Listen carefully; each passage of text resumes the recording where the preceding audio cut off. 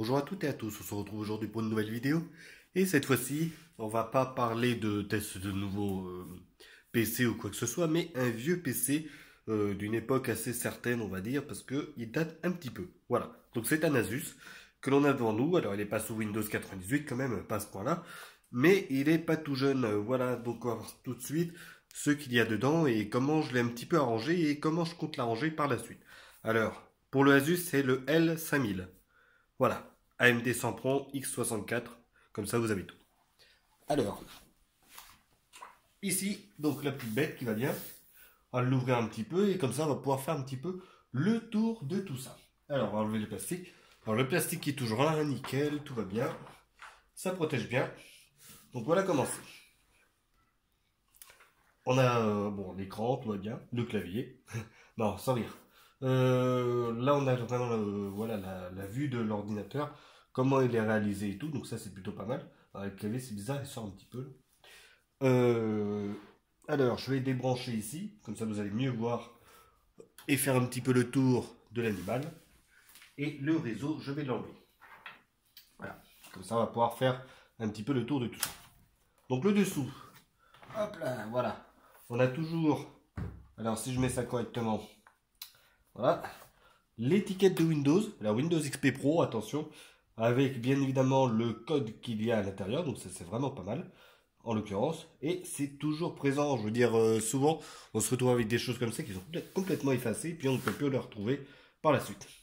Deux ventilations, une ici et une ici pour pouvoir mieux refroidir le processeur. Parce qu'il y en a un, alors le processeur je lui se trouve à peu près à ce niveau-là. Je vais démonter le tout déjà. Et puis là, ça doit être la carte graphique, un truc dans le genre. Là, ici, le disque dur. Là, alors, si je le mets comme ça, hop là, je vais doucement quand même. Là, c'est la batterie. Donc là, le disque dur. Les barrettes de RAM sont de l'autre côté de la carte mère, côté clavier. Voilà. Donc, il y a deux emplacements. Là, le lecteur. Alors, le lecteur, si je fais le tour, voilà. Alors, on a un lecteur de DVD RW, hein, tout va bien. Là, la possibilité. Alors, est-ce qu'on voit bien? Oui, c'est bon. Là, la possibilité de mettre une autre plaque pour pouvoir mettre des cartes. Donc ça, c'est plutôt pas mal. Là, les prises son. Alors, on a quoi? On a une prise micro, une prise casque. Et l'autre prise, alors l'autre prise, je connais pas, je sais pas trop ce que c'est. Il y a une prise aussi optique pour le son. Donc c'est vraiment très complet. Une prise USB 2. Un emplacement carte SD. Pour l'époque, franchement, fallait le faire. Si je me mets de l'autre côté, ah non, j'ai pas fait l'avant encore. Alors à l'avant, on a des boutons multimédia. Alors ici, je vois pas très bien ce que c'est. Ça doit être l'infrarouge. Avancer, reculer, pause, play et tout le petit monde multimédia sur ces quatre boutons. Voilà. Donc ça, c'est plutôt bien aussi. Si je me mets à l'arrière, alors à l'arrière, on a la connectique aussi. On a de quoi faire. Hein. Maintenant, par rapport aux MacBook qui sortent à l'heure actuelle, ou les petits ordinateurs, il y a une prise USB-C ou deux, et puis c'est tout. Voilà. Donc Apple, bon, évidemment, hein, c'est eux les premiers à enlever les connectiques. Et ben là, on en a beaucoup. On a une prise téléphone ici. C'est bon, c'est bien dans l'écran. Une prise Ethernet, ça c'est bien. Alors celle-là, je sais plus, je crois que c'était pour les imprimantes de l'époque. Voilà, je ne me rappelle pas du nom de ce genre de prise. Bon, il n'y en a plus maintenant. Mais cette prise-là, il me semble que c'était pour brancher sur des appareils soit industriels, soit pour les imprimantes et tout, ce qui était pas mal. Deux autres prises USB. Une prise PS2 pour brancher sa petite souris ou son clavier externe. Ici, une autre prise, alors celle-là, je ne sais plus exactement, mais c'est une prise communicante, le COM, voilà, COM. La prise VGA. Ici, la possibilité de mettre un petit cadenas, mais ça y est dans tous les ordinateurs. Et si je me mets ici, de ce côté-là, une autre prise PS2, donc là, évidemment, d'un côté, alors, oui, c'est ça, c'est la même. Ah non, c'est pas une prise PS2, je me trompe. Voilà, c'est la batterie. La batterie, pardon. Donc ça, c'est la prise batterie, je trouvais ça étonnant qu'il y en ait deux. L'échappement pour la chaleur, parce qu'il chauffe quand même le petit. Et là, encore une prise USB. Donc on a au total 4 USB à l'intérieur. Donc ce qui est vraiment énorme. Parce que on a quand même des ordi portables où on est coincé avec uniquement 3 USB. Quand on en a 4, franchement, on est content. Voilà. Donc quand je dis 4 USB, c'est 4 voilà, vrais USB. Même si c'est de l'USB-C, 4 USB-C, franchement, on peut être content quand on en a 4. Ce qui n'est pas souvent. Donc là, je vais brancher un petit peu le réseau. Alors vous allez voir ma petite tête. Voilà. Donc, je me suis arrangé pour faire un petit montage, hein, le temps que je mette l'ordinateur correctement. La batterie, alors la batterie, je l'ai testée. Voilà, donc elle tient, hein, ça y a pas de souci. Une demi-heure. Pour 1 heure et demie à l'époque où ça a été pris. Alors, j'ai pas réussi à vraiment trouver les dates pour celui-là. N'empêche que ça doit dater de 2005 ou un truc dans le genre, je pense.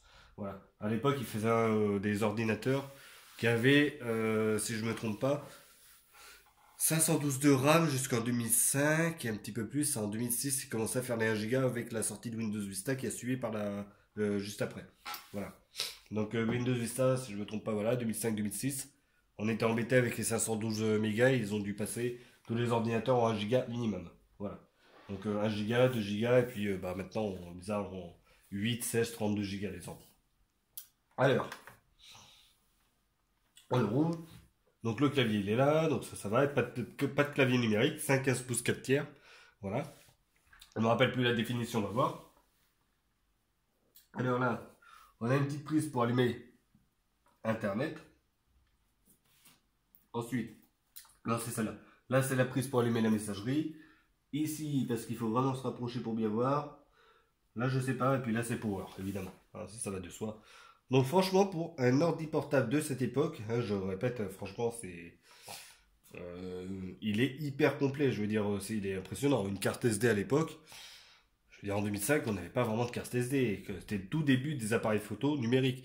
Voilà, franchement, c'est impressionnant. Le clavier, là, il me dérange. À mon avis, il n'est pas bien rentré, celui-là, ce clavier-là. Il y a un problème de... Ouais, il y a un petit souci là, il faudrait que je revoie.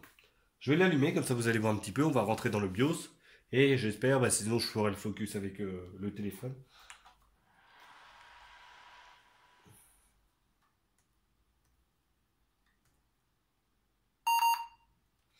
Voilà, donc là on a tout.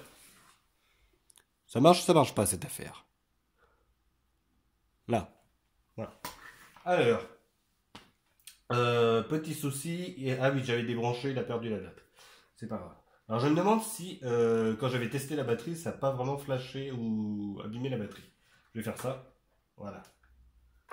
Faut que je revoie la batterie, il y a quelque chose qui déconne dedans.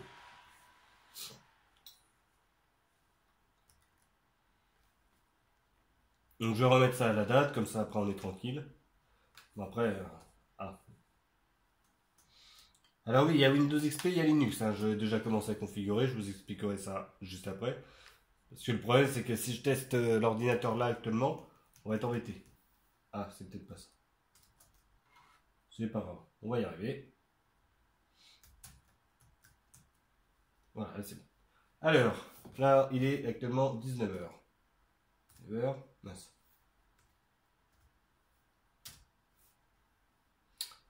Hop, 19.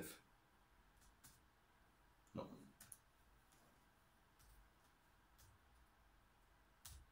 Voilà. 19h28, 19h29, le temps de faire ça. Ah non.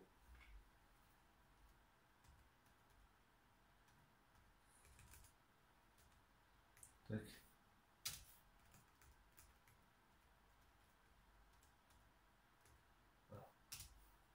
Voilà, 19h29. Hop. Voilà. Alors, voilà. Ensuite, la date. Donc, la date, on est le 28 du mois. On est le 12, le 11, je veux dire, et 2017. Voilà. C'est bon, c'est réglé. Bon, là, on est tranquille. On va reprendre là-dessus. AMD Athlon. 64, donc ça c'est pas mal. 3200 plus. Processeur simple cœur, attention. 2000 MHz, donc 2 GHz environ à peu près, hein, bien évidemment, ça fluctue. Mémoire 512 mégas, donc je compte plus tard, bien évidemment, le monter. Je suis en train de rechercher parce que le problème c'est que la DDR en 1 Go par carte, par barrette, pardon, ben, on n'en trouve pas trop. Et surtout que c'est de la SODIMM, c'est un ordinateur portable, donc c'est un petit peu le souci. Les trucs avancés, donc là il n'y a pas grand chose à dire. Là, display, bon, j'en vois pas trop, donc... Ah oui, on peut régler aussi la télévision quand on en branche une quand même. Ça c'est plutôt pas mal, c'est bien pensé aussi. La sécurité si on veut, le power, bon, évidemment on peut faire deux trois petites choses là-dessus. Donc là, power saving et tout, Batterie, hop là.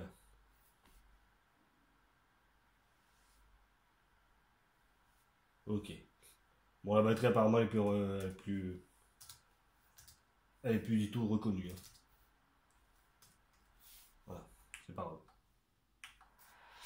On va retourner dessus. La mémoire vidéo, c'est du 128 mégas. Voilà. Donc, ce qui est plutôt pas mal, hein, on va dire, en général. Surtout pour l'époque. Alors, à l'époque, on avait quand même des cartes vidéo qui étaient encore 64 mégas. Voilà. Comme j'ai dit, je sais pas exactement. Ah, on a la date. 85-2003. Voilà. Donc, bon. La preuve que c'est pas jeune. Alors, Power, Boot, Exit et Display. On n'avait pas grand chose. Non, on n'a pas grand chose. Avancer. Voilà. Là, il n'y a pas grand chose à faire là-dessus. Le périphérique de pointage et tout, il est activé. Le padlock, évidemment, est désactivé. C'est normal, il n'y a pas de padlock là-dessus. Hop. Ah, IDE. Impeccable. Donc là, on a un disque dur en IDE. Voilà. Alors ça, évidemment, il n'y avait pas trop de SATA encore à l'époque. Après, il y a le PATA, donc ça, c'était plus pour les MacBook Air, des choses comme ça qui faisaient en PATA. Donc c'est au niveau des broches et tout, ça semblait un petit peu à l'IDE, mais c'était un poil plus rapide normalement. Donc voilà, donc là on est bien sûr de l'IDE. Ok, c'est vendu. Maintenant on va pouvoir voir un petit peu ce qu'il en est à l'intérieur. Donc là démarrage comme d'habitude. Et là voilà, donc là on a la possibilité d'avoir du Debian. Donc j'ai installé Debian en 32 bits, pas en 64 parce que le problème du 64 c'est qu'il va nous manger une RAM mémorable, ça va être génial et puis ça va occuper tout le disque dur. Et sinon, il y a Windows XP qui est quand même bien adapté à ce genre de machine. Donc on va commencer par le fameux Windows, pour voir un petit peu ce qu'il y a dedans et tout. Voilà. Donc alors j'ai remarqué aussi pour cette machine, on est sur Windows XP. Bon, Service Pack 3, je l'ai mis à jour. C'était en Service Pack 1 quand je l'ai quand même eu. Donc il n'a jamais connu Internet. Et quand j'ai connecté à Internet, bah, c'est vrai que ça n'a pas été si simple. Même la Wi-Fi, j'ai pas réussi à la faire marcher encore pour le moment. Alors je sais pas trop ce qui se passe. Le petit son qui va bien. Donc voilà. Voilà ce qu'on a à l'intérieur. Internet Explorer, bien évidemment, ça a été mis à jour. Après, il y avait déjà Word, Excel et tout. Donc ce qui est plutôt pas mal. Donc après, si je vais là, oui, il n'y a pas d'antivirus. Je vois ça plus tard. Donc là, le menu démarrer, comme on a connu avant. Panneau de configuration, on va aller voir dans cette poste de travail les propriétés. Donc ouais, il est hyper rapide quand même, hein. Ça, il n'y a pas de souci là-dessus, hein. Hop là. Alors, je sais pas si vous voyez sur l'écran là, de toute façon. Donc, je vous dis, hein, 1,99 GHz, 512 mégas de RAM, donc ça, il le reconnaît très très bien. L'Asus, c'est un L5D, voilà pour la marque. En AMD 64, parce qu'il y en avait deux, il y avait aussi du Pentium 4, donc deux possibilités. Après, si je fais ça, on voit bien que sur le processeur il est là, c'est un simple cœur. Voilà, donc là-dessus, pas grand chose à dire. Donc la mémoire, bon, bah, voilà, ça en consomme actuellement 130 mégas. Donc ce qui est logique pour XP, si je bascule sur Linux, il fait pareil, hein, il fait 130 mégas, pas beaucoup plus. Donc ça c'est bien. Après si je vais sur Internet, ça consomme un peu plus. Sur Internet j'ai mis Opera d'ailleurs. Parce que Internet Explorer à l'heure actuelle il est plus pris en charge. Si j'allume Word, voilà.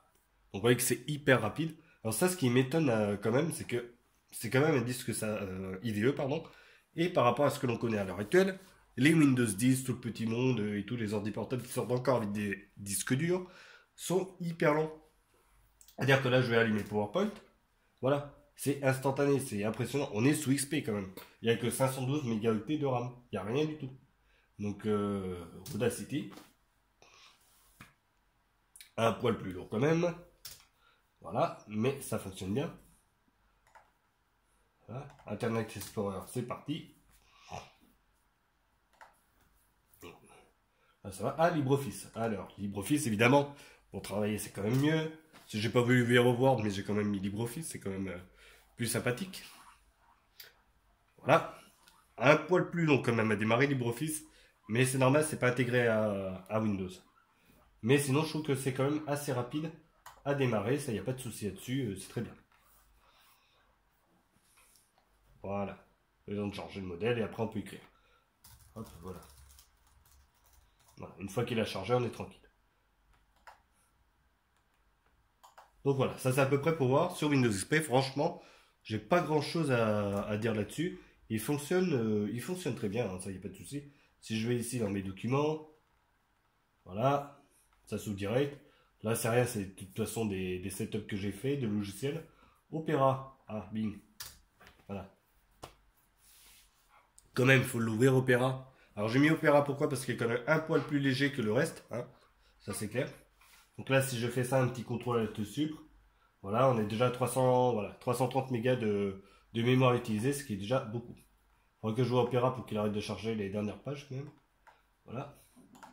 Défragleur, je vais l'allumer. Voilà, donc ça nickel.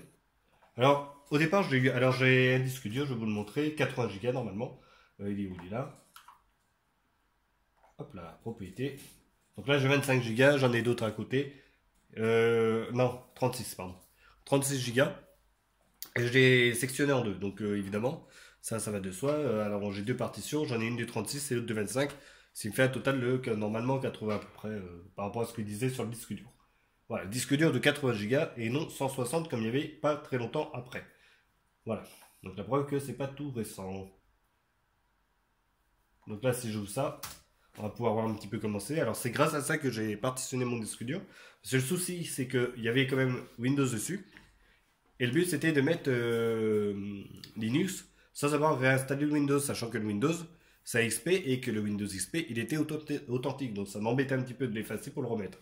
Donc ce que j'ai fait, c'est que j'ai pris ce logiciel, donc c'est Asus Partition Master, pratique en l'occurrence. J'ai retaillé dans la masse, et après, dans la masse du disque dur, bien sûr. Et après, une fois que c'était fait, ben voilà, j'étais plus tranquille. Alors, si je regarde ici, 36 Go, la partition logique qui appartient à Linux. Il l'a vu, hein, ça y a pas de souci. Il dit que c'est haute parce qu'il ne peut pas le connaître. 34 Go 4. Voilà. Donc ça c'est le Debian. Mais sinon tout fonctionne. Il n'y a pas de souci là-dessus. Pour les vidéos, je n'ai pas encore regardé. Bon, ça saccade un peu, mais c'est logique vu comment il est ancien. Donc là, ce que je vais faire, c'est que je vais faire un petit redémarrage. On va partir directement sur du Debian. Alors, j'espère qu'il va faire ça normalement.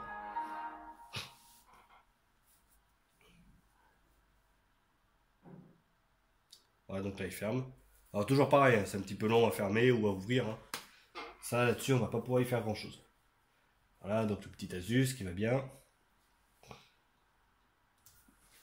Et là, c'est parti, on envoie Linux. Alors, pourquoi Linux? Parce que, bah, évidemment, malheureusement, Windows XP, il est plus d'actualité. Là, après, je vois pour un antivirus, ce qui m'embête, c'est que ça va ralentir un petit peu le démarrage de l'ordi, et puis ça va prendre un peu de RAM. Quoique, de toute façon, je compte en rajouter. Donc c'est pour ça, le Linux, ça va me permettre aussi de travailler de manière correcte. Il y a le XP, bon ça, il n'y a pas de souci. Et puis le Linux, bien évidemment, fonctionne à peu près comme sur des roulettes. Voilà, comme une horloge, comme on dit. Voilà le pointeur. Évidemment, je mets mon nom, le mot de passe. Voilà, c'est parti. Debian 8. Voilà, j'ai pas mis Ubuntu parce que c'est trop lourd Ubuntu. Enfin, c'est pas que c'est trop lourd, si je mets du LXDE, ok, mais c'en est un LXDE en plus. Mais je préférais partir à vide, donc c'était impeccable. Debian, ça me permettait de le faire et après d'installer ce que je voulais. Donc j'ai mis LXDE dessus. Si je veux basculer sur du i3 Manager, ça passe, il n'y a pas de souci. Et quelques petits logiciels dont j'aurais besoin. Donc voilà quoi, enfin, voilà un peu la tête de mon Debian. Le ventilateur s'est arrêté, donc la preuve que ça consomme rien du tout. Donc la RAM, je vous l'ai montré, 512, ça change pas. Là, je vais allumer le gestionnaire de fichiers. Il démarre assez bien, ça y a pas de souci. Hop. Alors, le terminal. Il y a un truc, la souris, elle est beaucoup plus rapide quand même que l'XP. Voilà, 110 mégas utilisés. Donc, entre 110 et 130 mégas, bon, c'est à peu près similaire de toute façon. Là-dessus, voilà, sans équivoque, évidemment. Internet, j'ai Firefox qui est là, j'ai Midori que j'avais installé. Voilà, donc je vais Midori, je le trouve pas super stable, ce que je trouve dommage d'ailleurs. Je vais le lancer.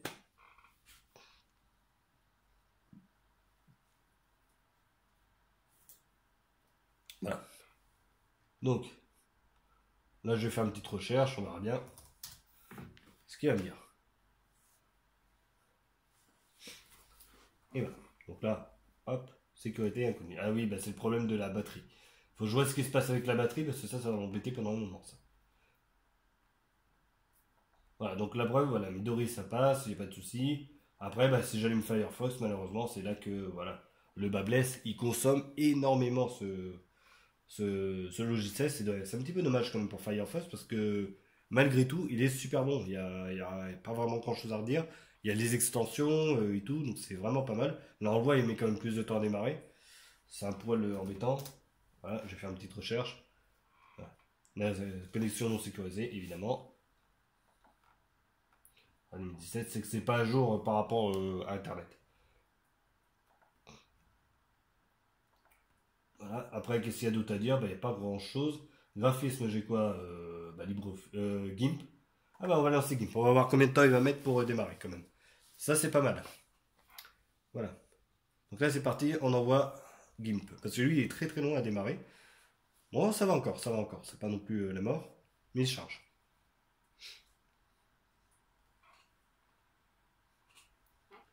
Voilà, impeccable. Fenêtre, hop là, mode fenêtre unique. Voilà. Et c'est bon, on a notre petit GIMP qui fonctionne très bien. Voilà.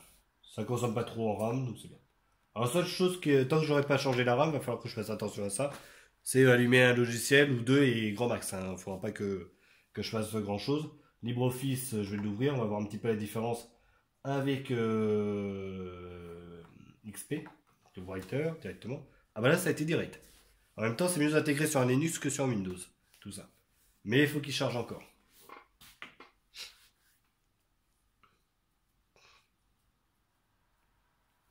Et voilà, notre LibreOffice, qui a vraiment une tête à la Windows, hein, ça y a pas de souci.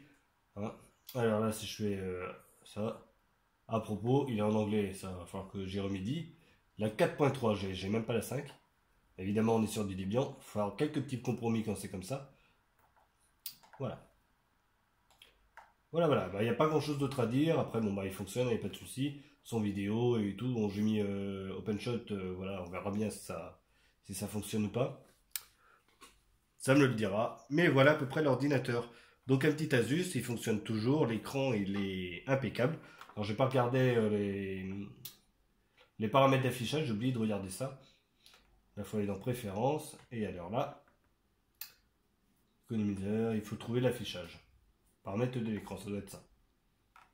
1400 par 1050 pixels. Très exactement. On a une sacrée définition, on va dire quand même. 1050 pixels de hauteur. Bon, normalement, en Full HD, on met en 1080 pixels. Là, on est à 1050. C'est énorme. 1400 de large. C'est juste magnifique. Voilà, j'avais oublié, il me semblait bien que l'écran était assez bon, mais j'avais oublié à quel point. Non, c'est impressionnant là, pour l'époque. C'est bon, on avait quand même l'habitude du 720p. Je sais plus comment c'était, 1000, je sais plus combien, 1000 et quelques par 720, enfin voilà. Mais franchement, non, y a rien à redire, c'est juste impeccable ça. Voilà, 1280 par 1024. Ça, on connaît bien. Après, on est en 768, 1024 par 768. Ça se faisait pas mal aussi. Et là, 1400 par 1050, c'est énorme. Voilà. Ça équivaut, si on veut, à l'équivalent d'aujourd'hui, c'est comme si on prenait un écran 2K. Un écran 2K, c'est bien pour notre époque, quoi. Je veux dire, voilà. Et là, c'est à peu près l'équivalent même en 4K, quoi. Pour l'époque, c'était comme si on regardait de la 4K actuellement. C'est énorme. Voilà. Même si ça s'équivaut pas, hein, ça c'est sûr. L'écran, il est beau, je trouve. Je sais pas si c'est pas un petit peu flou, vite fait, il doit pas. Mais franchement, c'est énorme la densité de pixels qu'il y avait pour l'époque. Franchement, c'est. Voilà. Après, ça m'étonne. Maintenant, ça m'étonne pas pourquoi sur les vidéos, ça laille un petit peu, parce qu'il y a peut-être trop de pixels même. Et c'est pour ça que la carte vidéo, ils l'ont mis en 168 mégas plutôt que 64 pour l'époque. Ça correspondait pas du tout avec la définition de l'écran. Voilà. À l'époque, il y avait 2 ans de garantie aussi. Bon, bah, c'est marqué, mais bon, peu importe. Voilà, je crois que c'est tout pour la vidéo. J'espère que ça vous aura plu. On a vu un petit peu ce qu'il y avait à l'intérieur. de ce côté-là sur l'ordinateur. Donc après, ça va être pour le boulot. Faut que je vois la batterie. Pourquoi justement il y a ce souci-là actuel. Est-ce qu'elle est bien branchée et tout? Parce que j'ai quand même démonté il n'y a pas longtemps pour faire un petit peu de nettoyage à l'intérieur. Pas grand-chose. Alors ce qui était bien, c'est que j'avais pas vu beaucoup de poussière à l'intérieur. Bon gré mal gré, mais franchement, voilà. Alors, parce que j'entendais quand même, il soufflait un petit peu, mais c'est peut-être parce que actuellement, les ordinateurs demandent tellement de puissance que, voilà, ça fait chauffer quand même les processeurs, vu qu'il est vieux, et il commence à tirer un petit peu la tête, comme on dit. Alors là, on va l'arrêter. Log out, oui, mais je voudrais bien. Ah, voilà. Arrêter. Voilà. Faut que je continue à prendre le pack français pour LibreOffice, ce serait pas mal. Parce que là, ça manque un peu. Voilà. Ah, je vais remettre le plastique quand même. Le petit plastique. Voilà. Non, mais franchement, oui, pour l'époque, il est quand même assez impressionnant. Moi, j'avais vu ça. Ah, ça va être pour monter les pages, ça, j'avais pas vu. Non, c'est bien. C'est bien. Voilà, ça faisait bien le travail pour l'époque. À mon avis, on pouvait même y jouer à quelques jeux vidéo. Ça n'avait pas de souci. Hein. Donc, moi, je me rappelle quand aux années lycée et tout, enfin, pas, mais c'est ça, lycée. Les gens qui arrivaient avec leurs ordi portables, des trucs comme ça en 4 tiers, ils jouaient à World of Warcraft, des choses comme ça, donc ça c'est... Puis nous on s'occupait sur nos petits Windows 98 qu'il y avait dans le petit bar café du lycée. On avait du KDE, alors c'était du Mandrake Linux à l'époque, sur d'anciens Windows 98. On jouait à Frozen Bubble. Il existe toujours hein, sur Linux, franchement c'était pas mal en dual player. Alors il y en avait un qui prenait le clavier à gauche et l'autre qui prenait le clavier à droite et c'était parti, on se faisait des fights à faire tomber des boules. Fallait les relier par couleur et puis après ça tombait, on s'amusait avec ça nous, à l'époque. Voilà, sur des vieux 98. Et ces vieux 98, je me rappelle aussi, j'avais fait un atelier informatique à l'époque et on avait récupéré énormément de pièces et tout ça, on avait mis des barrettes mémoire tout à fond, tout à fond, tout à fond. Les cartes graphiques, en veux-tu, en voilà, on avait tout mis sous XP. Light à l'époque, et on pouvait jouer à Dofus. On pouvait jouer à Dofus, quelques petits jeux à droite à gauche, et ça nous servait pour le club informatique, qui au final était devenu un club de jeux vidéo. C'était impressionnant, mais non, c'était à l'époque, on s'amusait quand même. Et ben, ça fait partie de ces époques-là, cet ordinateur, et franchement, voilà, c'est une belle pièce. Collection quand même. Là, c'est un ordinateur professionnel, mais on va dire que c'est quasiment de la collection. Voilà. Donc la preuve qu'Asus, ils ont quand même fait pas mal de bonnes machines. Il n'y avait pas qu'Apple, et là on est sur une machine qui a quand même bien plus de 15 ans à mon avis, sans problème. Voilà. Ça, c'est sûr. Allez, c'est fini pour la vidéo, on se retrouve après une prochaine. Des tests Linux, des choses comme ça. Je décroche le téléphone de là-haut, il chauffe un peu le bazar. Donc là voilà, je vous fais un petit peu la vue de tout ça. Focus. Comme ça vous voyez mieux de ce que j'avais dit sur les boutons pour la lecture et tout. Donc là, la petite prise USB qui va bien. Et sur le côté, voilà, lecteur CD, DVD. Oh, pas très bien là. En même temps, il fait sombre. Ah, la carte SD qui se trouve là. Bon, pour le moment, j'ai pas réussi à le faire marcher non plus. Il faudra que je vois avec Linux. De ce côté-là, et sous XP, j'ai pas réussi à faire fonctionner ma carte. Alors après, c'est peut-être parce que c'est une SD hachée. Et que lui, il faisait peut-être les SD simples et non hachés. Et ils sont peut-être beaucoup trop rapides aussi pour l'époque. Voilà. Voilà, donc le petit Asus. Allez, on se retrouve après une prochaine. Salut!